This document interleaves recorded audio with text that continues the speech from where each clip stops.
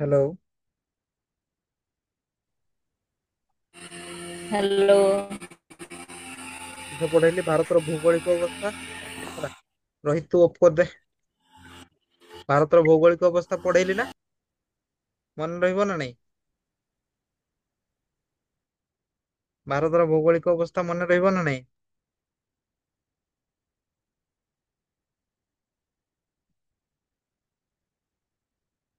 Hello.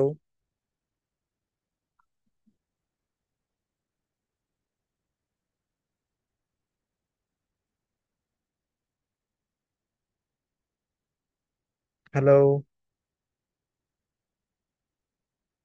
Hello.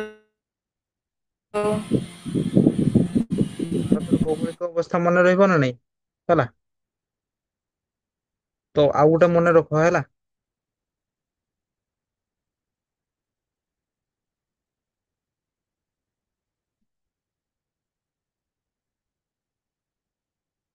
ହେଲା, ଏଇନା short question ଗୁଡା ଲେଖବା ବୁଝିହେଲା। ସର୍ଟ କ୍ୱେଶ୍ଚନ ଏଇଠି ଭାରତର ଚିତ୍ର ବନେଇଦେଲି ହେଲା। ସମସ୍ତେ ଗୋଟେ ଖାତାରେ ଚିତ୍ର ବନେଇଦବ ଭାରତର ହେଲା। ଭାରତର ଚିତ୍ର ବନେଇତେ କିଏ ଜାଣିଛ ନା ନାଇଁ? କେମିତି ବନାଯାଏ? କାଇଁ ପ୍ଲସ ପ୍ଲସ ଚିହ୍ନ ଦେଇକି ବନାଯାଏ। ବିନା ପ୍ଲସ ଚିହ୍ନରେ ବି ବନେଇ ହେଲା, ବନେଇ ହବ। ଦିଅ ସମସ୍ତେ ହେଲା। ବନେଇ ଦିଅ, ଭଲ କରି ବନେଇବ ଆଉ ହେଲା। ଯେତେ ହେଲେ ଆମ ଭାରତର କଥା ହେଲା। ତମର ଏତେ ଭଲସେ ଚିତ୍ର ହୁଏନି, ମୁଁ ବନେଇଦେଲେ ହେଲା। ତ ଏଇଠି ଦେଖ, ଯେତେ ଗୁଡା କହିଲି ଏଇଠି ସବୁ କଭର ହେଇଯିବ ବୁଝିହେଲା। ଯେତେ ଗୁଡା କହିଲି ଏଇ ଗୋଟେ ଚିତ୍ରରୁ କିସ ସବୁ ଗୁଡା ହଉଛି ପାଠ କଭର ହେଇଯିବ। ଏଇ ଗୋଟେ ଚିତ୍ରରୁ ସବୁ ଗୁଡା ପାଠ କଭର ହେଇଯିବ ହେଲା। ଭାରତର ପୂର୍ବରେ କିସ ଅଛି କହିଥିଲି? କିସ ଅଛି? ବଙ୍ଗୋପ ପୂର୍ବରେ ବଙ୍ଗ ଆଗ ପଶ୍ଚିମରେ ଆରବ ସାଗର। ଆରବ ସାଗର ହେଲା।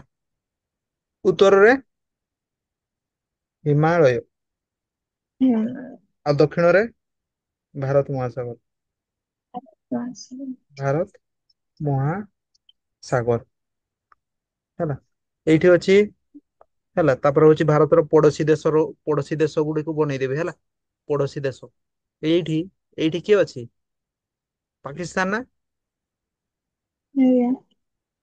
ହେଲା, ତାପରେ ଏଇଠି କିଏ ଅଛି? ଏଇଠି, ଏଇଠି କିଏ ଅଛି? ନେପାଳ ହେଲା। ଏଠି ନେପାଳ ଅଛି। ତାପରେ ଏଇଠି କିଏ ଅଛି? ଏଇଠି ଚୀନ ହେଲା। ତାପରେ ଏଇ ପାଖରେ କିଏ ଅଛି? ଭୁଟାନ ହେଲା। ତୁମେ ବି ଏମିତି ବନେଇ ଦିଅ ହେଲା।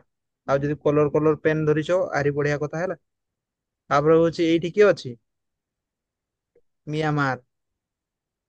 ମିଆଁମାର ହେଲା। ଆଉ ଏଇ ପାଖରେ କିଏ ଅଛି? ବାଂଲାଦେଶ। ବାଂଲାଦେଶ। ବାଂଲାଦେଶ ହେଲା। ସବୁ ସର୍ଟ କୋଶ୍ଚେନ ଏଇଠୁ ପଡବ ହେଲା। କିସ ଏଇ ଏମିତି ଅପସନ ଥିବ ଏଇମାନଙ୍କ ଭିତରୁ କିଏ ହଉଛି ଭାରତର ପଡୋଶୀ ଦେଶ ନୁହଁ ହେଲା। ତ କୁହା ହେଇଥିବ ଜାପାନ, ଜାପାନ ପାକିସ୍ତାନ କିଏ? କୋଉଟା ହବ? ଜାପାନ ପାକିସ୍ତାନ ଚୀନ ନେପାଳ। ଏଇ ଚାରିଟା ଅପସନ ଅଛି ହେଲା। ଜାପାନ ପାକିସ୍ତାନ ଚୀନ ନେପାଳ। ତ କିଏ ଭାରତର ପଡୋଶୀ ଦେଶ ନୁହଁ? ଜାପାନ। ହେଲା। ଆଉ ଏଇଠି ହଉଛି ଶ୍ରୀଲଙ୍କା। ଶ୍ରୀଲଙ୍କା ବୁଝିହେଲା। ଭାରତର ପଡୋଶୀ ଦେଶ ବନେଇଦେଲି ହେଲା। ତାପରେ ଭାରତର ହଉଛି କ୍ଷେତ୍ରଫଳ ଟା କେତେ? କ୍ଷେତ୍ରଫଳ ଭାରତର କହିଲି କ୍ଷେତ୍ର ଯେ ଦେଖ ଖାତାରେ ଭାରତର କେତେ ଲେଖିଲ? କ୍ଷେତ୍ରଫଳ ଟା କେତେ? କ୍ଷେତ୍ରଫଳଟା ହଉଛି 3.28 ନିୟୁତ ବର୍ଗ କିଲୋମିଟର। ବର୍ଗ କିଲୋମିଟର ହେଲା। ନିୟୁତ ବର୍ଗ କିଲୋମିଟର ହେଲା। ତାପରେ ହଉଛି ପରିସୀମା ଟା କେତେ କହିଲି? ଭାରତର ପରିସୀମା ପରିସୀମା ଟା ହଉଛି 15,200 କିଲୋମିଟର। 15,200 କିଲୋମିଟର ହେଲା। ତାପରେ ଆଉ ଗୋଟେ ଜିନିଷ ମନେ ରଖବା। ଏଇଠୁ ହେଲା ଭାରତର ଏଇଟା ହଉଛି ଲାଷ୍ଟ ଜାଗା ହେଲା। ଆମର ହଉଛି ଏଇଟା ହଉଛି ଆଜ୍ଞା। ପୂର୍ବ ଦିଗ। ପୂର୍ବ ଦିଗ ନା ହେଲା। ଆଜ୍ଞା।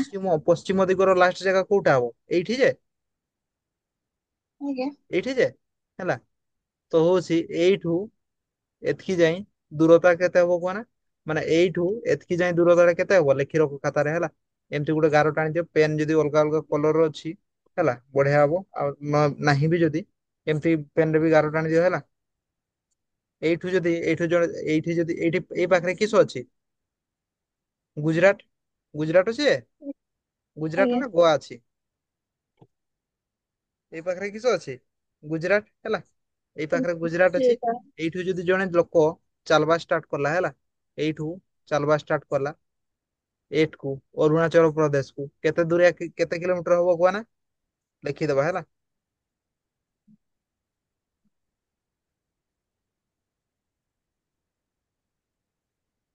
ବନେଇଛ ନା ଚିତ୍ରଟା? ଆଜ୍ଞା। ଲେଖିଦିଅ 2933 କିଲୋମିଟର। 2933 କିଲୋମିଟର ହେଲା। ତ ଏଇଟା କେମିତି କୋଶ୍ଚିନ୍ ଆସିବ? ଭାରତର ପୂର୍ବରୁ ପଶ୍ଚିମକୁ ଦୂରତା କେତେ? ପୂର୍ବରୁ ପଶ୍ଚିମକୁ ଦୂରତା କେତେ? ପୂର୍ବରୁ ମୋର ପଶ୍ଚିମ ପଶ୍ଚିମକୁ ଦୂରତା କେତେ? 2933। 23 କିଲୋମିଟର ହେଲା। ସେମିତି ଉପରୁ ତଳକୁ ଦୂରତା ଟା କେତେ? ଏଇ ଉପରୁ ତଳକୁ ଦୂରତା ଟା କେତେ ହେଲା? ଏଇଠୁ ତଳ ଦୂରତା ମାନେ ପୁରା ତଳକୁ ଦୂରତା ଟା କେତେ ଲେଖିଦବା ହେଲା। ସେଇଟା ଲେଖିଦିଅ 3214 କିଲୋମିଟର। 3214 କିଲୋମିଟର ହେଲା। ଯଦି ଏଇଠି ଜଣେ ଚାଲବା ଷ୍ଟାର୍ଟ କଲା, ଏଇଠି ପହଞ୍ଚିବା ପାଇଁ ପୁରା ଶେଷ ମୁଣ୍ଡରେ ପହଞ୍ଚିବା ପାଇଁ କେତେ କିଲୋମିଟର ଅତିକ୍ରମ କରତେ ପଡବ? 3214 କିଲୋମିଟର ବୁଝିହେଲା। ଆଜ୍ଞା। ତାପରେ ହଉଛି ମୁଁ କହିଥିଲି ନା ଭାରତର ଏଇ ବଙ୍ଗୋପସାଗରରେ ଗୋଟେ ଜାଗା ଅଛି, ସେ ଜାଗାର ନାମ କିସ? ଆ- ଆଣ୍ଡାମାନ ଆଣ୍ଡାମାନ ନିକୋବର। ନିକୋବର ଦ୍ୱୀପ ଆଣ୍ଡାମାନ ନିକୋବର ଦ୍ୱୀପପୁଞ୍ଜ। ଦ୍ୱୀପପୁଞ୍ଜ ହେଲା। 5 ମାର୍କ ଯଦି ପଡିଲା ହେଲା, 5 ମାର୍କ ଯଦି ପଡିଲା, ଯେତିକି ମୁଁ ଡାକିଦେଲି ସେଇ ଭାରତର ଭୌଗୋଳିକ ଅବସ୍ଥିତି ବିଷୟରେ ବର୍ଣ୍ଣନା କରି ଲେଖ, ଯଦି 5 ମାର୍କ ପଡିଲା, ଯେତିକି ପଏଣ୍ଟ ଲେଖି ଦେଇଥିଲି ନା ସେତିକି ଲେଖିଦବ, 5 କୁ 5 ପାଇଯିବ ହେଲା। ତ ଏଇଟା ହଉଛି ସର୍ଟ କୋଶ୍ଚେନ୍ ପାଇଁ ବୁଝିହେଲା, ମନେ ରଖିବା ପାଇଁ। ଗୋଟେ ଚିତ୍ରରେ ଯେମିତି ସବୁ ଗୁଡା ପଏଣ୍ଟ ମନେ ରହିଯିବ, ସେଇ ପାଇଁ ବନଉଛି ହେଲା। ଏଇଠି ଆଣ୍ଡାମାନ ନିକୋବର ଦ୍ୱୀପପୁଞ୍ଜ। ଆରବ ସାଗରରେ କିସ ଅଛି ପୁଣି? ଆରବ ସାଗରରେ କିସ ଅଛି? ଆର ସାଗର ଅଛି ଲାକ୍ଷାଦ୍ୱୀପ। ଲାକ୍ଷାଦ୍ୱୀପ ହେଲା। ଲାକ୍ଷାଦ୍ୱୀପ ଏଗୁଡା କାହାର ଜାଗା? ଏଗୁଡା କାହାର ସମ୍ବଳ? ଭା ଭାରତର ବୁଝିହେଲା। ଆଉ ଗୋଟେ ଫାଷ୍ଟ ବିଷୟରେ ପଢେଇଥିଲି ଆମର, ଏଇଟା ହଉଛି ପାଣି ଯେ ଏଇଠୁ ଯଦି ଯିବା ଷ୍ଟାର୍ଟ କରିବା ଏପଟେ ପାଣି ହେଲା। ତ ହଉଛି ଏଇଠୁ ଆଜ୍ଞା। କେତେ କିଲୋମିଟର ଯାଇ ଗଲେ ଆମର ଭାରତର ସମ୍ବଳ ମିଳିବ କୁହ ନା? ଜାତୀୟ ସମ୍ବଳ। ତ ଜାତୀୟ ସମ୍ବଳ କେତେ? ସମୁଦ୍ର ଉପକୂଳ ସମୁଦ୍ର ଉପକୂଳରୁ କେତେ କିଲୋମିଟର ଯାଇ ଭାରତର ଜାତୀୟ ସମ୍ବଳ ଅଛି କୁହ ନା? ଏଇ 200 ନଟିକାଲ ମାଇଲ ବୋଧେ। 200 ନାଇଁ, ସେଇଟା ହଉଛି ଏଇଆ 12 ନଟିକାଲ ମାଇଲ, 12 ନଟିକାଲ ହେଲା। 12 ନଟିକାଲ ନା? 12 ନଟିକାଲ କେତେ? 12 ନା କେତେ? ଦେଖ ନା କେତେ ବାର ଡାକିଥିଲି ନଟିକାଲ। ହେଲା। ସମୁଦ୍ର ଉପକୂଳରୁ 12 ନଟିକାଲ ମାଇଲ ପର୍ଯ୍ୟନ୍ତ ଗଲେ ହଉଛି କିସ? ସେଇଟା ହଉଛି ଭାରତର ସମ୍ବଳ। ଭାରତର ଜାତୀୟ ଜାତୀୟ ସମ୍ବଳଟା ହଉଛି ସମ୍ବଳ 200। ଭାରତର ସମ୍ବଳ। ଜାତୀୟ ସମ୍ବଳଟା ହଉଛି, ଜାତୀୟ ତ ନାଇଁ ଆନ୍ତର୍ଜାତୀୟଟା ଥିଲା ହଉଛି 200 ହେଲା। ଆଉ ଏଇଟା ହଉଛି 12 ନଟିକାଲ। ଭେରି ଇମ୍ପୋର୍ଟାଣ୍ଟ କ୍ୱେଶ୍ଚନ ହେଲା। ଆଜ୍ଞା। 12 ନଟିକାଲ ମାଇଲ ସମାନ କେତେ କିଲୋମିଟର? ଆଜ୍ଞା। 22.2 କିଲୋମିଟର ହେଲା। ତାପରେ ହଉଛି ବାଇଶ କିସ କହିଲି ପଏଣ୍ଟ ଦୁଇ କିଲୋମିଟର ହେଲା। ଆଣ୍ଡାମାନ ନିକୋବର ଦ୍ୱୀପପୁଞ୍ଜ, ତାପରେ ଲାକ୍ଷାଦ୍ୱୀପ ହେଲା। ତ ମନେ ରଖ, ଏଇ ଆଣ୍ଡାମାନ ନିକୋବର ଦ୍ୱୀପପୁଞ୍ଜ ମାନେ, ଦ୍ୱୀପପୁଞ୍ଜ ମାନେ କିସ? ଚାରିଆଡେ ପାଣି, ଏଇ ମଝିରେ କିସ? ସ୍ଥଳ ଭାଗ ହେଲା। ତ ତୁମର ମନରେ କ୍ୱେଶ୍ଚନ ଆସୁଥିବ, ଏଇଠି ଲୋକମାନେ ରହୁଥିବେ ନା ନାଇଁ ହେଲା। ଲୋକମାନେ ଏଇଠି ବି ରୁହନ୍ତି, ଭାରତରେ ଯେମିତି ଲୋକ ରୁହନ୍ତି ଏଇଠି ବି କିସ? ଲୋକ ରୁହନ ବୁଝିହେଲା। ଏଇଠି ବି ରାସ୍ତା ଘାଟ ଘର ଏଇଠି ବି ଅଛି ବୁଝିହେଲା। ଏଇ ଲାକ୍ଷାଦ୍ୱୀପରେ ବି ରାସ୍ତା ଘାଟ ଘର ସବୁ ଅଛି ବୁଝିହେଲା। ବୁଝିପାରିଲ ନା? ହେଲା। ଆଜ୍ଞା। ତୁମର ମନରେ କ୍ୱେଶ୍ଚନ ଆସୁଥିବ, ଆଜ୍ଞା ଲୋକ ସାର୍। ଏଠୁ କେମିତି ଯାନ୍? ଜାହାଜରେ ଯିବେ, ଆଉ ନହେଲେ ହଉଛି ଏରୋପ୍ଲେନ ରେ ଯିବେ ହେଲା। ଏରୋପ୍ଲେନ ଅଛି ନା ନାଇଁ ମୁଁ କହିପାରିବିନି, କିନ୍ତୁ ଏଠି ବି ଲୋକ ରୁହନ୍ତି ବୁଝିହେଲା। ଏଠି ବି ଲୋକ ରୁହନ୍ତି। ତ ଆଉ ଗୋଟେ ଜିନିଷ ମନେ ରଖ, ଆଜ୍ଞା। ଲାକ୍ଷାଦ୍ୱୀପରେ ଗୋଟେ ଜାଗା ଅଛି ହେଲା। ଲାକ୍ଷାଦ୍ୱୀପରେ, ଏଇଟା ଭାରତର ଜାଗା ହେଲା। ଭାରତର ଜାଗା ଅଛି ଏଇ ଲାକ୍ଷାଦ୍ୱୀପରେ କିସ? ଆଜ୍ଞା ଏଇ ଶେଷ ଭାଗରେ ଗୋଟେ ଜାଗା ଅଛି ଇନ୍ଦିରା ପଏଣ୍ଟ ହେଲା, ଏଠି କିସ ଇନ୍ଦିରା ପଏଣ୍ଟ, ଇନ୍ଦିରା ପଏଣ୍ଟ ହେଲା। ଲାକ୍ଷାଦ୍ୱୀପରେ କି ଜାଗା ଅଛି? ଇନ୍ଦିରା ପଏଣ୍ଟ ହେଲା। ଏଇ ଇନ୍ଦିରା ପଏଣ୍ଟ ଜାଗାଟା, ଇନ୍ଦିରା ପଏଣ୍ଟ। ଏଇ ଇନ୍ଦିରା ପଏଣ୍ଟ ଜାଗାଟା ଆମର ହଉଛି କିସ ପୁରା ଡୁବି ଯାଇଥିଲା ସମୁଦ୍ର, ଏ ପାଣି ଅଛି ନା ହେଲା। ତ 2004 ମସିହାରେ ସୁନାମି ହେଇଥିଲା। 2004 ସୁନାମୀରେ କିସ ଇନ୍ଦିରା ପଏଣ୍ଟ ଟା ପୁରା ଡୁବି ଯାଇଥିଲା, ବୁଝିହେଲା। ଏତିକି ମନେ ରହିବ ନା ନାଇଁ? ଏତିକି ସରିଲା ଭାରତର ଆଜ୍ଞା ଭୌଗୋଳିକ ଅବସ୍ଥିତି ହେଲା। ଭାରତର ଭୌଗୋଳିକ ଅବସ୍ଥିତି ସରିଲା। ଆଜ୍ଞା ତାପରେ ନେକ୍ସଟ ଆଗେଇବା।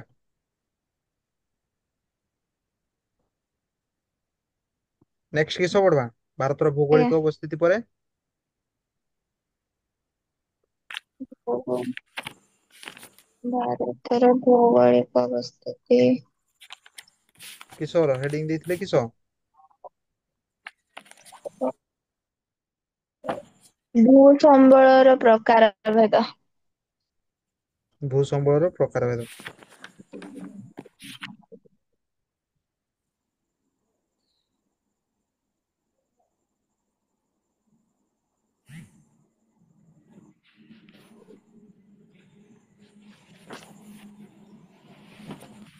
ଲେଖିଦିଅ ଭୂ ସମ୍ବଳର ପ୍ରକାର ଭେଦ।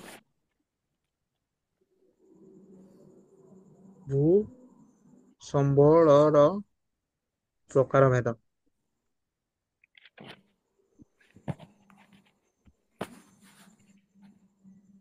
ହେଲା। ତ ଭୂ ସମ୍ବଳକୁ କେତେ ଭାଗରେ ବିଭକ୍ତ କରାହେଇଛି ସେଇଟା ଲେଖବା, ଆଜ୍ଞା ବୁଝି ହେଲା। ଭୂ ସମ୍ବଳକୁ ତିନି ଭାଗରେ ଆଜ୍ଞା ବିଭକ୍ତ କରାଯାଇଛି। କେତେ ଭାଗରେ? ଭୂ ସମ୍ବଳକୁ ତିନି ଭାଗରେ ବିଭକ୍ତ କରାଯାଇଛି।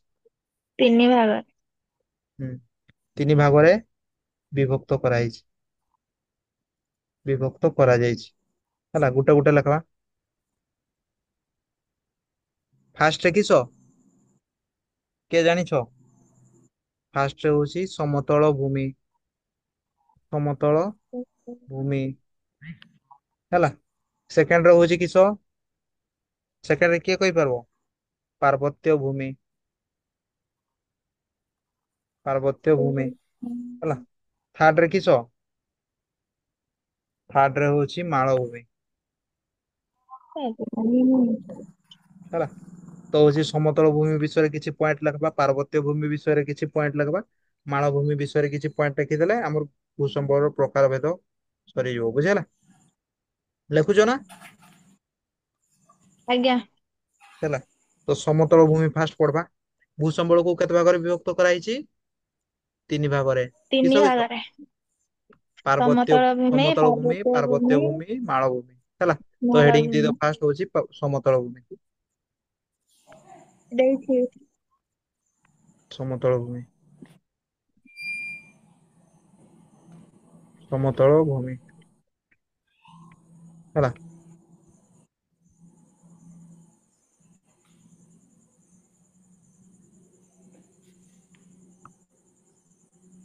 ସମତଳ ଭୂମି ହେଡିଙ୍ଗ ଦେଇଦଅ ହେଲା।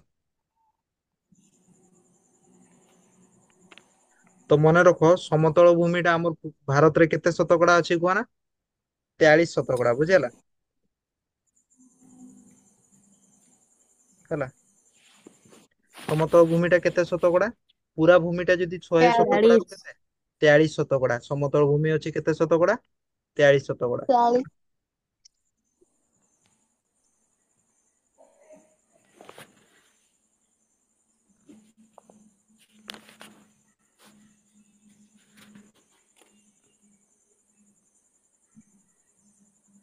ଠିକ୍ ହେଲେ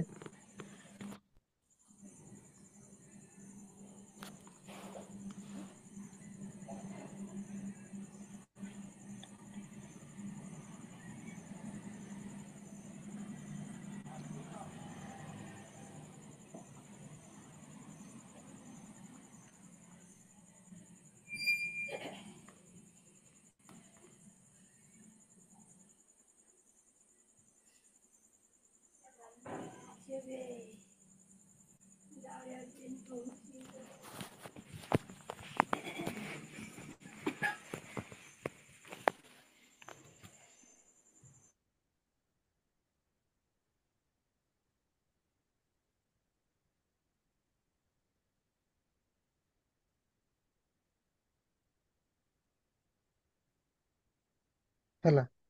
ତ ଏଇ ଯେ ଭୂସମ୍ବଳକୁ ମୁଁ କିସ କହିଲି, ଭୂସମ୍ବଳର ପ୍ରକାର ଭେଦ ହେଲା। ଭୂସମ୍ବଳକୁ ଦୁଇ ମାନେ ଦୁଇ ପ୍ରକାର ଅନୁସାରେ ଭାଗ କରାଯାଇଛି ହେଲା। ଏଇ ଯେ ଫାଷ୍ଟ ପ୍ରକାର ଭେଦଟା କି ଅନୁସାରେ କୁହ ନା, ଭୌଗୋଳିକ ଅବସ୍ଥାରେ ହେଲା। ଭୌଗୋଳିକ ଭୌଗୋଳିକ ଅନୁସାରେ ଭୌଗୋଳିକ ଅନୁସାରେ ଭୌଗୋଳିକ ଅନୁସାରେ ଭୂସମ୍ବଳକୁ କେତେ ଭାଗରେ ବିଭକ୍ତ କରାଯାଇଛି? ତିନି ଭାଗରେ ହେଲା। ସମତଳ ଭୂମି, ପାର୍ବତ୍ୟ ଭୂମି, ମାଳଭୂମି। ତ ସମତଳ ଭୂମି ବିଷୟରେ ଲେଖିବି। ସମତଳ ଭୂମି କେମିତି ତିଆରି ହୁଏ ହେଲା, ଫାଷ୍ଟ ଲେଖିଦବା ହଉଛି ଏହା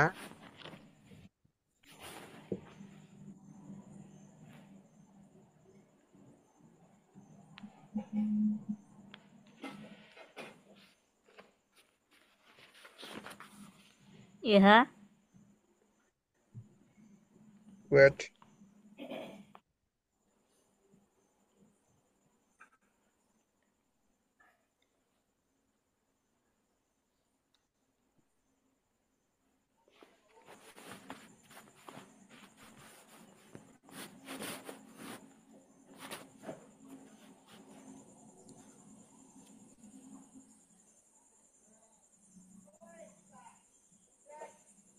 ନଦୀ ନଦୀ ଦ୍ଵାରା ଗଠିତ ହେଲା।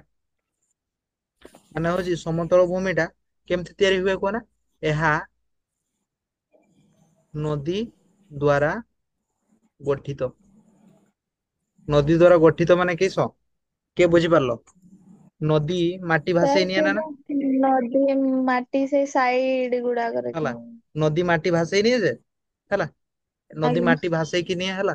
ତ ମାଟି ଭାସେଇକି ନେଲା ପରେ କିସ ଗୋଟେ ଜମା କରିଦିଏ ହେଲା। ତ ସେଇ ଯେ ଜମା ହେଲା, ସେଇ ଯେ ଭୂମିଟା ତିଆରି ହେଲା, ସେଇଟା କିସ ସମତଳ ଭୂମି। ବୁଝିହେଲା।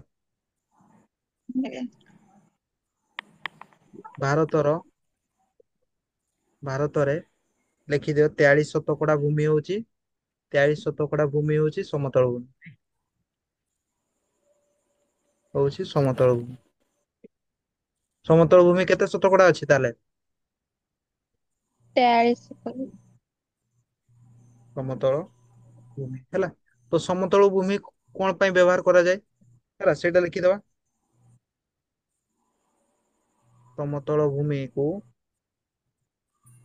କଣ ପାଇଁ ବ୍ୟବହାର କରାଯାଏ? ଚାଷ ବାସ, ଆଉ କିସ ପାଇଁ? ବସବାସ ମାନେ ବସବାସ କରିବା ପାଇଁ, ସଡ଼କ, ଶିଳ୍ପ, ଏଗୁଡା ପାଇଁ ବ୍ୟବହାର କରାଯାଏ।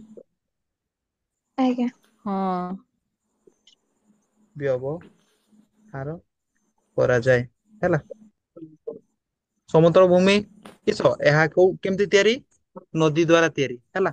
ତାପରେ ହଉଛି ଏଇଟା କେତେ ଶତକଡା ଅଛି, 43% ହେଲା। ତାପରେ ହଉଛି ସମତଳ ଭୂମିକୁ କଣ ପାଇଁ ବ୍ୟବହାର କରାଯାଏ? ଶିଳ୍ପ ପାଇଁ, ଆଉ ହଉଛି ବସବାସ ପାଇଁ ହେଲା, ସେଇଟା ପାଇଁ ବ୍ୟବହାର କରାଯାଏ। ବୁଝିହେଲା, ମନେ ଆଜ୍ଞା। ରହିବ ନା ହେଲା। ତ ଏତିକି ରହିଲା ସମତଳ ଭୂମିର ପଏଣ୍ଟ, ବୁଝିହେଲା। ଏତିକି ଲେଖିଦେଲେ କିସ 2 ମାର୍କ ଖଣ୍ଡେ ପାଇଯିବ।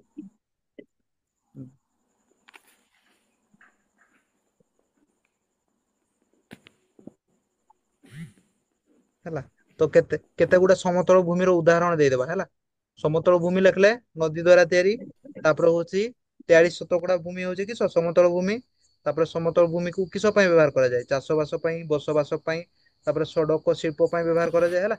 ଆଉ ଗୋଟେ ସମତଳ ଭୂମିର ଉଦାହରଣ ଦେଇଦବା, ଭାରତରେ ସମତଳ ଭୂମି କିସ କିସ ସମତଳ ଭୂମି ଅଛି ହେଲା, ସେଇ ଗୋଟେ ଉଦାହରଣ ଦେଇଦବା। ଲେଖିଦିଅ ଉଦାହରଣ, ସମତଳ ଭୂମିର ଉଦାହରଣ ହଉଛି କିସ, ଗଙ୍ଗା ବ୍ରହ୍ମପୁତ୍ର ସମତଳ ଭୂମି, ଗାଙ୍ଗେୟ ସମତଳ ଭୂମି ହେଲା। ଗାଙ୍ଗେୟ ସମତଳ ଭୂମି ହେଲା। ଗାଙ୍ଗେୟ ସମତଳ ଭୂମି ଗୋଟେ ଅଛି, ନାମ ଅଛି ହେଲା। ଗଙ୍ଗା ଆଉ ବ୍ରହ୍ମପୁତ୍ର ନଦୀ ମିଶିକି ତିଆରି କରିଛନ୍ତି ସେଇ ସମତଳ ଭୂମି ଟାକୁ ହେଲା। ସେଇଟାକୁ କି ସମତଳ ଭୂମି କୁହାଯାଏ? ଗାଙ୍ଗେୟ ସମତଳ ଭୂମି। ବୁଝିହେଲା। ସେମିତି ବହୁତ ଗୁଡା ଉଦାହରଣ ହବ ହେଲା, ଜାଗା ଛାଡି ଦେଇଥାଉ। ବହି ଦେଖିକି ଯଦି ଉଦାହରଣ ପାଇବା ଏଇଠି ପୁରେଇଦବା ହେଲା। ବୁଝିହେଲା। ଏଇଟା ସମତଳ ଭୂମି ସରିଲା। ତାପରେ ସେକେଣ୍ଡରେ କି ବିଷୟରେ ଲେଖିବି? ସେକେଣ୍ଡରେ କି ର ହେଡିଙ୍ଗ ଦେବି କୁହ? ଭୂ ସମ୍ବଳର ବ୍ୟବହାର। ପାର୍ବତ୍ୟ ଭୂମି। ରୋହିତ ସେଇଟା ମୁଁ କହୁଛି କି ହେଲା। ପାର୍ବତ୍ୟ ଭୂମି ହେଲା। ପାର୍ବତ୍ୟ ଭୂମି କେମିତି ତିଆରି ହୁଏ ଲେଖବା।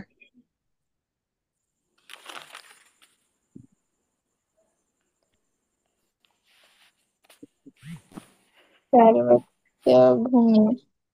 ହେଲା ଏଇଟାର ବି ଚାରିଟା ପଏଣ୍ଟ ଲେଖିଦବା ହେଲା ଗଣି ଗଣି।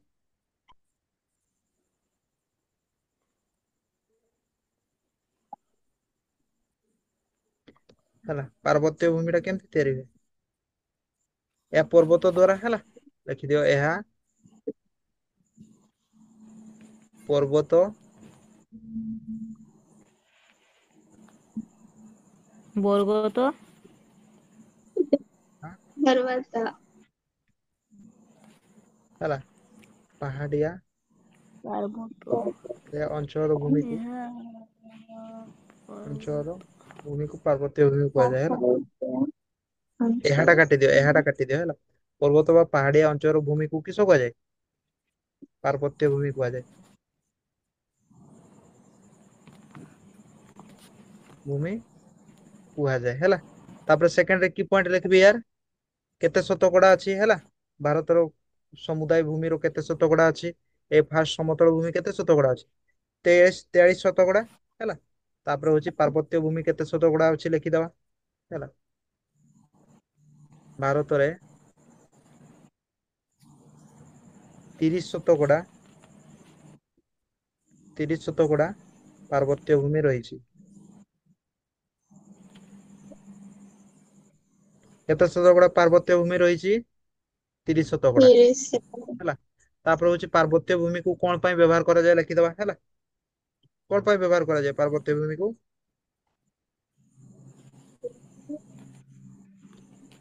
ଫାଷ୍ଟ ତ ହଉଛି ପାର୍ବତ୍ୟ ଭୂମିକୁ ହଉଛି ଆମର ଯେମିତି ୟା ପର୍ବତ ହିମାଳୟ ପର୍ବତ ଦେଖିଛ ନା ନାଇଁ ସେପଟେ ପାର୍ବତ୍ୟ ଭୂମି ପାହାଡିଆ ଅଞ୍ଚଳର ଭୂମିକୁ କିସ କୁହାଯାଏ ପାର୍ବତ୍ୟ ଭୂମି। ପାର୍ବତ୍ୟ ଭୂମିକୁ ହଉଛି ମନୋରମ ହଉଛି ସ୍ଥାନ ହେଲା ଯେମିତି ହଉଛି ପିକନିକ ସ୍ପଟ କି ଅଲଗା ଗଛ ପଛ ଲଗାଇବା ପାଇଁ ବ୍ୟବହାର କରାଯାଏ ହେଲା ସେଇଟା ଲେଖିଦବା। ପାର୍ବତ୍ୟ ଭୂମିକୁ ପିକନିକ ସ୍ପଟ। ଏହାକୁ ପିକନିକ ସ୍ପଟ ଇଂଲିଶରେ ଲେଖିଦବା ହେଲା। PICNIC ପିକନିକ ସ୍ପଟ ଆଉ ହଉଛି କି ପାଇଁ ଜଙ୍ଗଲ ଆଉ ଅଛି କିସ ଚାଷ ବାସ ପାଇଁ ବି ମଧ୍ୟ ବ୍ୟବହାର ହୁଏ ନା ନାଇଁ। ଆଜ୍ଞା। ଚାଷ ବାସ ରହଣୀ ପାଇଁ ବି ବ୍ୟବହାର ହୁଏ ନା ନାଇଁ। ପାର୍ବତ୍ୟ ଭୂମିରେ କି ଲୋକ ରୁହନ୍ତି। ରୁହନ୍ତି। ମଧ୍ୟ ବ୍ୟବହାର ରୋହନ ହୁଏ ହେଲା। ଆଉ ହଉଛି ପାର୍ବତ୍ୟ ଭୂମିକୁ ଆଉ ହଉଛି ପାର୍ବତ୍ୟ ଭୂମି ରହୁଛି ଆମର ହଉଛି ଖଣିଜ ପଦାର୍ଥ ବାହାରେ ନା ନାଇଁ ହେଲା ସେଇଟା ପାଇଁ ବି ବ୍ୟବହାର କରାଯାଏ। ପାହାଡରୁ ଖଣିଜ ବାହାରେ ନା ନାଇଁ। ଶୁଣିନ କି ପାହାଡରୁ ଏଇ ପାହାଡରୁ ଆମର ସୁନା ବାହାରୁଛି କି ଏଇ ପାହାଡରୁ ଆମର କୋଇଲା ବାହାରୁଛି ଶୁଣିଛ ନା ନାଇଁ। ତାପରେ ହଉଛି ଉଦାହରଣ ଦେଇଦବା ପାର୍ବତ୍ୟ ଭୂମିର ଉଦାହରଣ ଦେଇଦବା। ହିମାଳୟ ଉଦାହରଣ କିସ ହିମାଳୟ। ହିମାଳୟ ତାପରେ ହଉଛି ପଶ୍ଚିମ ଘାଟ ପର୍ବତମାଳା ପଶ୍ଚିମ ଘାଟ ହେଲା। ଏଗୁଡା ହଉଛି କିସ ପାର୍ବତ୍ୟ ଭୂମି ହେଲା। ତ ଛାଡିଦବା ଆରି ଉଦାହରଣ ବହିରେ ପାଇଲେ ଲେଖବା ହେଲା ସରିଲା ନା ଲେଖି ସାରିଲ। ଆଜ୍ଞା ହେଲା ତାପରେ କି ଲେଖିବି କାହା କି ର ହେଡିଙ୍ଗ ଦେବି ତାପରେ। ତାପରେ ମାଳଭୂମି ମାଳଭୂମି। ମାଳଭୂମି ଯୋଉ ଭୂମି ଟା ମାଳ ହେଇଥାଏ ତାକୁ ମାଳଭୂମି କୁହାଯାଏ। ଢାବ ମାରିଦବ ହେଲା ଏମିତି ଯୋଉ ଭୂମି ମାଳ ହେଇଥାଏ ତାକୁ ମାଳଭୂମି କୁହାଯାଏ। ପରୀକ୍ଷାରେ ମାଳଭୂମି ଶୁଣ କହିଲେ କୋଶ୍ଚିନ୍ ଯଦି ପଡିଲା ତୁମେ ଖାତା କେବେ ଛାଡିକି ଆସିବନି ହେଲା। ତୁମେ ଢାବା ମାରୁଛ ମାର ହେଲା କିନ୍ତୁ ସେଇ ବିଷୟରେ ଲେଖବ ମାଳଭୂମି ବିଷୟରେ କୁହାଇଥିବ ମାଳଭୂମି ବିଷୟରେ ହିଁ ଲେଖବ ହେଲା। ଯେମିତି କିି ଯୋଉ ଭୂମି ଟା ମାଳ ହେଇଥାଏ ତାକୁ ମାଳଭୂମି କୁହାଯାଏ। ଅଲଗା ବିଷୟରେ ଲେଖବନି କି ଗପ ଗୀତ ଲେଖିଦବନି ହେଲା ମାଳଭୂମି ବିଷୟରେ କହିଛି। ତ ତୁମେ ଭୂମି ବିଷୟରେ ନ ଜାଣିଥିଲେ ବି ଯାହା ଜାଣିଛ ଭୂମି ବିଷୟରେ ଭୂମି ହଉଛି ମାଟି ଏଗୁଡା ହେଲେ ବି ଲେଖିକି ପଳେଇ ଆସିବ ବୁଝିହେଲା। କିନ୍ତୁ ଖାତା ଫାଙ୍କା ରଖିବନି। ମ୍ୟାଥ ରେ ଖାତା ଫାଙ୍କା ରହିଯିବ। ମ୍ୟାଥରେ ରହିଯିବ। ରହିବନି ହେଲା। ହଁ। ପଢୁଛ ଟିଉସନ ମାନେ ରହିବନି ହେଲା।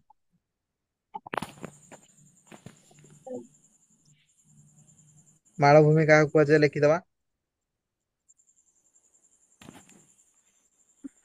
ହୁଁ।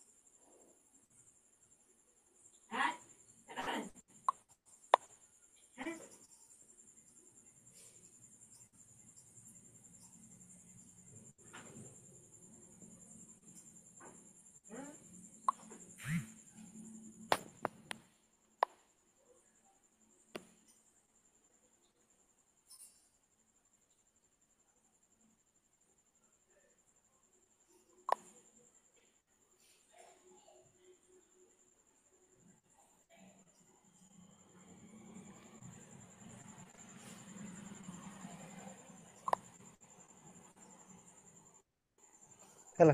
ମାଳଭୂମି କାହାକୁ କୁହାଯାଏ ସେଇଟା ହଉଛି କି ନା ସେଇଟା ଛାଡି ଦେଇଥାଉ ବୁଝି ହେଲା। ସେଇଟା ଛାଡି ଦେଇଥାଉ। ମାଳଭୂମି କାହାକୁ କୁହାଯାଏ ସେଇଟା ଛାଡି ଦେଇଥାଉ। ହେଲା। ମାଳଭୂମି କାହାକୁ କୁହାଯାଏ ଛାଡି ଦେଇଥାଉ।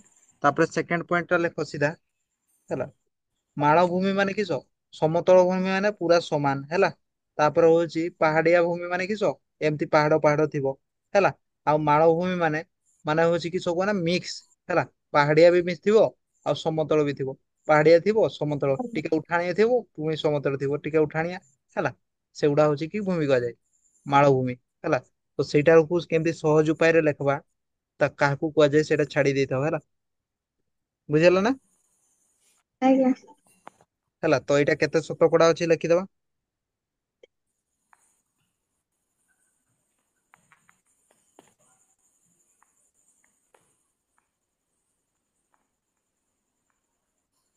ଏହା 27% ହେଲା। ଭାରତରେ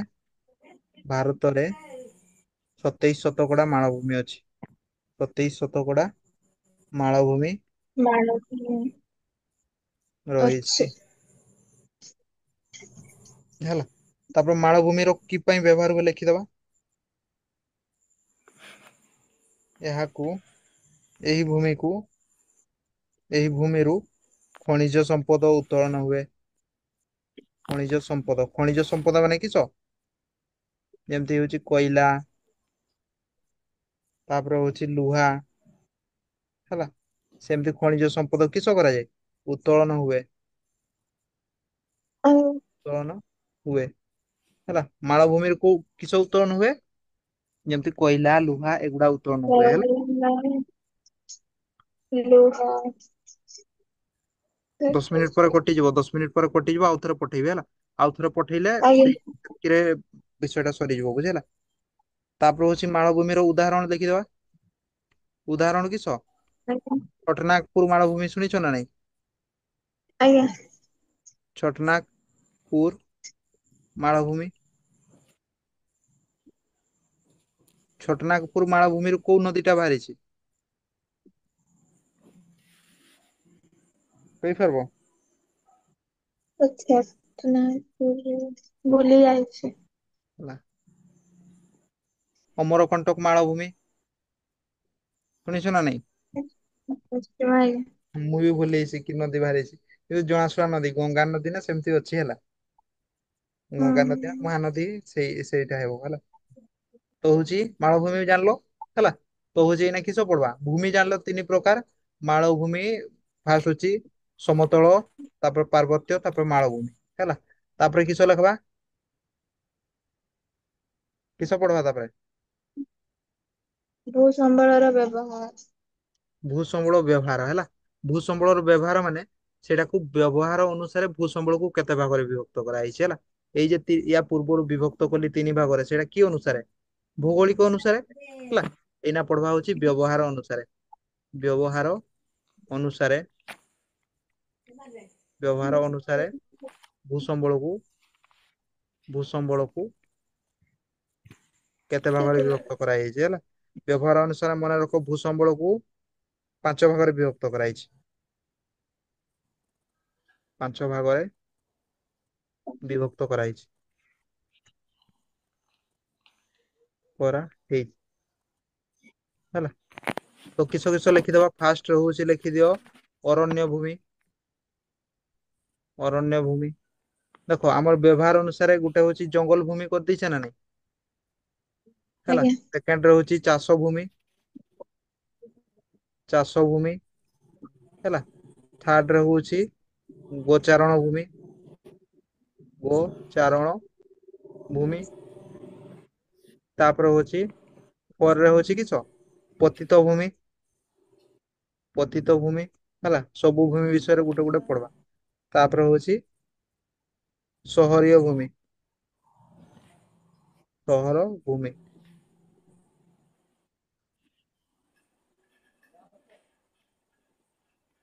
ହେଲା। କେତେ ଭାଗରେ ବିଭକ୍ତ କରାଯାଇଛି? 5 ଭାଗ। 5 ଭାଗରେ ହେଲା। 5 ଭାଗରେ ଅରଣ୍ୟ ଭୂମି କାହାକୁ କୁହାଯାଏ ଲେଖବା ହେଲା। ତାପରେ ଅରଣ୍ୟ ଭୂମି କାହାକୁ କୁହାଯାଏ ଲେଖବା ପରେ କିସ ଲେଖବା, ଚାଷ ଭୂମି କାହାକୁ କୁହାଯାଏ ଲେଖବା, ଚାଷ ଭୂମି। ପ୍ରଚାରଣ ଭୂମି କାହାକୁ କୁହାଯାଏ ଲେଖବା ହେଲା।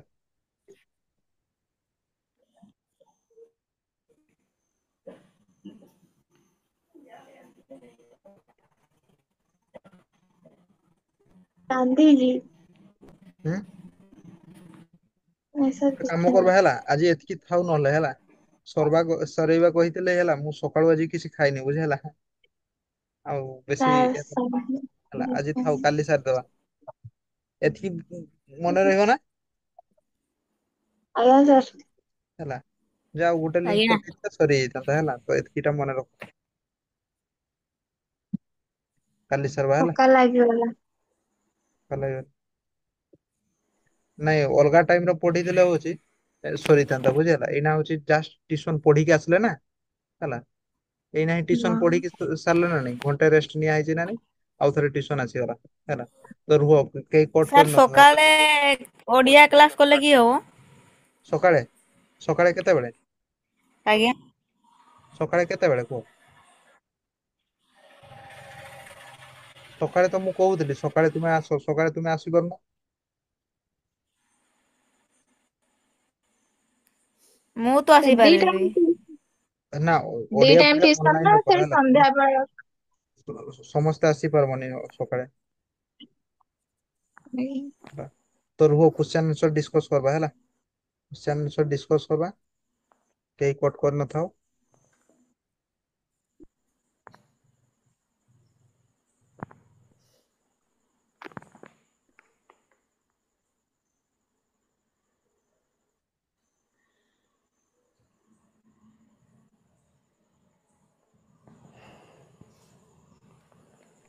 ହେଲା, ବହି ଦେଖଉଛି ନା? ଆଜ୍ଞା। ଦେଖଉଛି। କହିବ ସବୁ ହେଲା, ମତେ ଏଇନା କହିବ କ୍ୱେଶ୍ଚନ ପଚାରୁଛି। ଏଇଠି ଫାଷ୍ଟ କ୍ୱେଶ୍ଚନ ଆନ୍ସର କିସ ହବ? ସାର୍ ଟିକେ ମତେ ଦେଖା ଯାଉନି। ଛୋଟ ଦେଖଉଛି ନା କି? ଆଜ୍ଞା। ଅର୍ଥ ଶୌଚାରଣ। ହେଲା, ଏଇଟା ଡିସ୍କସନ କରିଦବା। ଏଇଟା କିସ ହବ ଫାଷ୍ଟ କ୍ୱେଶ୍ଚନ ଆନ୍ସର? ନିମ୍ନୋକ୍ତ କେଉଁଟି କୋଉ ସମ୍ବଳଟି ଅନ୍ୟ ତିନୋଟିଠୁ ପୃଥକ ହେଲା। କୋଉ ସମ୍ବଳଟା ହଉଛି ଅଲଗା ତିନୋଟି ଠୁ ପୃଥକ, ମାନେ ଅଲଗା କୋଉଟା ହେଲା। ସାମାଜିକ ଅନୁଷ୍ଠାନ ଅଲଗା, ନା ଗମନାଗମନ ଅଲଗା, ନା ଖଣିଜ ଦ୍ରବ୍ୟ ଅଲଗା, ନା ଅର୍ଥ ସଞ୍ଚାଳନ ଅଲଗା। କିଏ କହିପାରିବ? ଅର୍ଥ ଅର୍ଥ ସୂଚନ। ସଞ୍ଚାଳନ। ହେଲା, ଦେଖ କି ପାଇଁ ଅର୍ଥ ଅର୍ଥ ସଞ୍ଚାଳନ ସଞ୍ଚାଳନ। ସେଇଟା ବି କହିବା ହେଲା। ତ ହଉଛି ଫାଷ୍ଟ ସାମାଜିକ ଅନୁଷ୍ଠାନ, ଏଇଟା ଗୋଟେ କି ସମ୍ବଳ? ଗୋଷ୍ଠୀଗତ ସମ୍ବଳ ନା? ଆଜ୍ଞା। ଗୋଷ୍ଠୀଗତ ସମ୍ବଳ ହେଲା।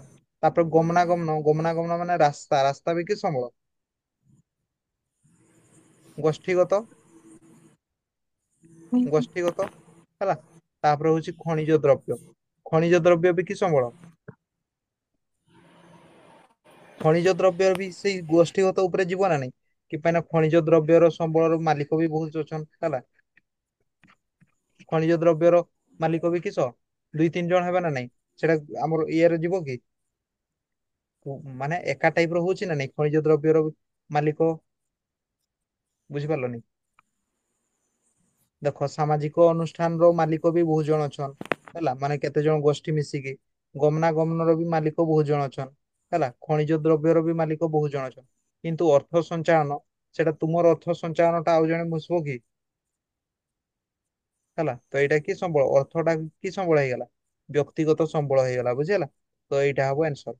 ତାପରେ ହଉଛି ସେକେଣ୍ଡ ଟା, ପ୍ରବାହିତ ଜଳ ଯାହା ବର୍ତ୍ତମାନ ପ୍ରବାହିତ ବିଦ୍ୟୁତ ଶକ୍ତି ଉତ୍ପାଦନରେ ବ୍ୟବହୃତ ହୋଇପାରୁନାହିଁ, ତାହା କୋଉ ସମ୍ବଳରେ କେଉଁ ପ୍ରକାର ସମ୍ବଳ? ସାର୍ ସଂରକ୍ଷିତ। ଏଟା କୋଉ ନାଇଁ, ସମ୍ବଳ? ଏଟା ସମ୍ବଳ ଭଣ୍ଡାର ନା ସଂରକ୍ଷିତ? ବିକଶିତ ହବନି, ବିକଶିତ ହବନି, ଗଚ୍ଛିତ ହବ କି? ନା। ଗଚ୍ଛିତ ବି ନାଇଁ। ହବନି ହେଲା। ଗଚ୍ଛିତ ମାନେ କିସ? ଯାହାର ହଉଛି କିସ ପରିମାଣ ଟା ଯାହା ହଉଛି ଲୁଚିକି ରହିଛି ସେଇଟା ହଉଛି କିସ ଗଚ୍ଛିତ ହେଲା। ତ ସମ୍ବଳ ଭଣ୍ଡାର ସଂରକ୍ଷିତ, ଏଇ ଦିଟା ଭିତରୁ କିସ ହବ? ସମ୍ବଳ ଭଣ୍ଡାର କାହାକୁ କୁହାଯାଏ? ଯୋଉ ସମ୍ବଳର ପରିମାଣ ଜଣା ପଡିଛି ହେଲା, ପରିମାଣ ଜଣା ପଡିଛି ଆଉ ଅଛି ମଣିଷର ମାନେ ଉପକାର କରିପାରିବ, କିନ୍ତୁ ହଉଛି କି ଆଜିର ହଉଛି ଜ୍ଞାନ କୌଶଳ ବଳରେ କିସ ହେଇନି, ତାକୁ ସେଗୁଡା ହଉଛି ବ୍ୟବହାର ଉପଯୋଗୀ ହେଇନି ବ୍ୟବହାର ହେଲା। ତ ଆନ୍ସର କୋଉଟା ହବ? ସମ୍ବଳ ଭଣ୍ଡାର ହେଲା। ଏଇଆର କନଫ୍ୟୁଜ ହବନି ହେଲା, ପିଲା ଏଇଗୁଡାରେ କନଫ୍ୟୁଜ ହବନି କି ପାଇଁ ନା ଏଇଟା ଏଇଟା ଏଇଟା ପୁରା ସେମ ଟାଇପ ର ଡେଫିନେସନ ଲେଖିଛ ନା ନାଇଁ? ଆଜ୍ଞା। ହେଲା, ତାପରେ ହଉଛି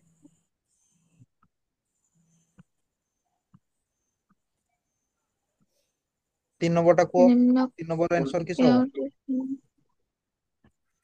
ନିମ୍ନୋକ୍ତ କେଉଁଟି ସମ୍ବଳ ସଂରକ୍ଷଣର ପରିପନ୍ଥୀ? ସମ୍ବଳ ସଂରକ୍ଷଣ ପାଇଁ କୋଉଟା ମାନେ ସମ୍ବଳ ସଂରକ୍ଷଣ ପାଇଁ ନିର୍ବିକାର ସମ୍ବଳ ଉତ୍ତୋଳନ ସେଇଟା ସମ୍ବଳର ସଂରକ୍ଷଣ ନା ହଉଛି ସମ୍ବଳର ମାନେ ପୁନଃ ବ୍ୟବହାର ସମ୍ବଳର ସଂରକ୍ଷଣ ନା ହଉଛି ଏ ସମ୍ବଳର ପୁନଃଚକ୍ରଣ ନା ସମ୍ବଳ ବ୍ୟବହାର ହ୍ରାସ? ସମ୍ବଳ ସଂରକ୍ଷଣ ପାଇଁ କୋଉଟା? ସମ୍ବଳର ପୁନର୍ଚକ୍ରଣ। ହୁଁ ପୁନର୍ଚକ୍ରଣ। ସମ୍ବଳର କୋଉଟା ସମ୍ବଳର ହେଲା? ପୁନଃଚକ୍ରଣ। ଏଇ ଅପସନ ଟା ଛାଡିକି ସବୁ ଗୁଡା ଅପସନ ତ ସମାନ ଲାଗୁଛି ହେଲା। ସବୁ ଗୁଡା ଠିକ ଅଛି ତ, ସବୁ ଗୁଡା ଗୋଟେ ସମାନ ଲାଗୁଛି ଛାଡିକି। ହେଲା, ତ ଏମିତି କ୍ୱେଶ୍ଚନ ହିଁ ପଡେ ବୁଝି ହେଲା, ଏମିତି କ୍ୱେଶ୍ଚନ ହିଁ କନଫ୍ୟୁଜ କରିବା ପାଇଁ ପଡେ ହେଲା। ତ ମନେ ରଖିଦବ, ଆନ୍ସର ସମ୍ବଳ ଦେଖିଦବ କିସ ଅଛି ହେଲା। ଆନ୍ସର ଦେଖିଦବ ସମ୍ବଳର କିସ ଅଛି। ପୁନଃଚକ୍ରୀକରଣ ଅଛି। ପୁନଃଚକ୍ରୀକରଣ ଅଛି ହେଲା, ତ ସେଇ ହିସାବରେ କରିବ ବୁଝିହେଲା, ଆମେ ଘୁଷିଦବା ସବୁ। ତାପରେ ହଉଛି କୋଉଠି ମାନବ ପରିବେଶର ଅନ୍ତର୍ଗତ କୋଉଠି? ରାସ୍ତା। ରାସ୍ତା ହେଲା। ତାପରେ ହଉଛି କୋଉଠି ଏକ ଅପୂରଣୀୟ ସମ୍ବଳ? ଅପୂରଣୀୟ ସମ୍ବଳ କୋଉଟା? କୋଇଲା। କୋଇଲା ଟା ପୂରଣ ଶିକ୍ଷାନୁଷ୍ଠାନ। ହବ କି କେବେ? ନା।